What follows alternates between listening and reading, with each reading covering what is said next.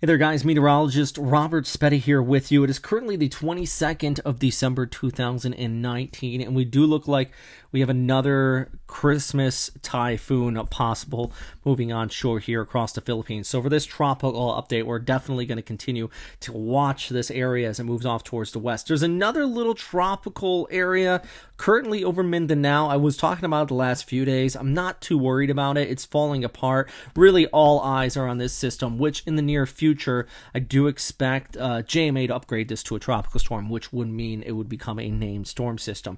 Thanks to this high pressure towards the north, this is going to stay south of Manila, but unfortunately for our friends in Visayas, you're definitely going to be taking the brunt of the impacts. 2418Z, that is Christmas Eve into Christmas morning, right around 3 to 4 a.m.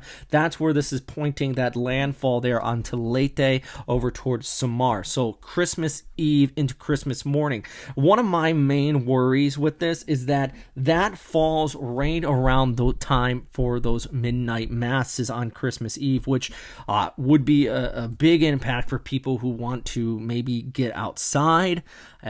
This would be a very dangerous storm system with that factor coming into play alone. You actually remember when the Pope visited Tacloban, several people were killed because thousands of people were outside in a typhoon. I'm just saying that the human factor into the storm, especially coming around the holidays, is going to be a big issue. Hopefully this dry air out ahead of it, which you can see here on the water vapor imagery, does keep it relatively weak, but it does look like it's moving over these very warm sea surface temperatures that also fueled up Kamori. So those two are kind of counteracting each other, and I do expect a typhoon, but I think we could take off the table impacts of a major storm system. But I think damaging winds, rain, and storm surge is going to be an impact mainly across eastern Visayas here, southern Luzon, and stretching off there towards Mindoro in northern Palawan. 200 to 300 millimeters of rainfall possible across that whole stretch in here, but locally we could see some areas as much as 500,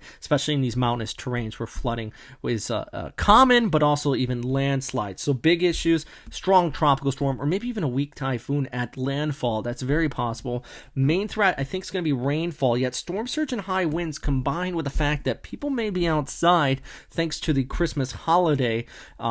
It's also a major issue here. So heavy rain, wind damage is moderate, but I think the wind damage is moderate, but that's if you stay inside as far as infrastructures are concerned. Once you step outside, this would go up to severe. So that's a big thing to keep in mind. And also storm surge. A moderate storm surge is very well possible. And let me explain. Because as we take a look at the ECMWF model, which is the model I really like for this storm, it's been doing a pretty good job. You can see that the right front quadrant of these winds come on shore there in the southern Samar and even possibly over there towards northeastern Leyte. Very, very scary similar track as Haiyan or Yolanda. Not the intensity, but look at the water flow that comes in from the south off towards the north here and pushes right on shore into that city. And that is kind of a big issue because that causes a little bit of funneling, and that's when we start to talk about a storm surge. Combined with the tide, definitely going to be a major issue here. And then eventually this does move off there towards northern areas of Cebu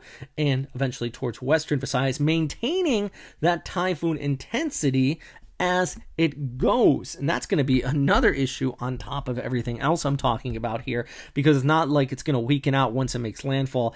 Does expect to maintain that typhoon intensity all across Visayas here, coming in not only with the winds, the storm surge, but as I mentioned, the heavy rainfall as well. Let's just take a look and just kind of give you an idea of what we're talking about with the rains. You can see that's just all across the landfall here. I don't think the track's going to sway too much because this is following behind our tropical depression that's currently towards the west of the center of circulation.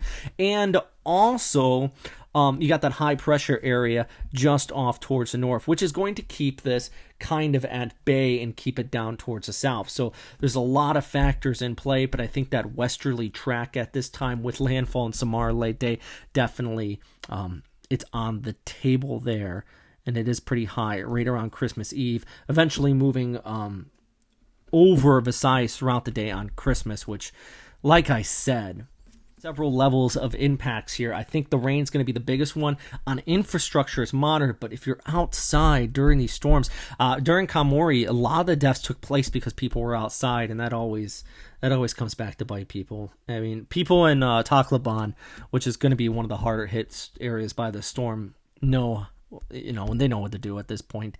I think the ramblings of some white guy on the other side of the world probably. It sounds repetitive, but still, I try to help out here, and hopefully I help out with these updates as we go ahead over the course of the next few days. If you have any questions, though, feel free to ask. Of course, stay safe out there. I'll try to answer all the questions I possibly can. And yeah, as always, thanks for watching.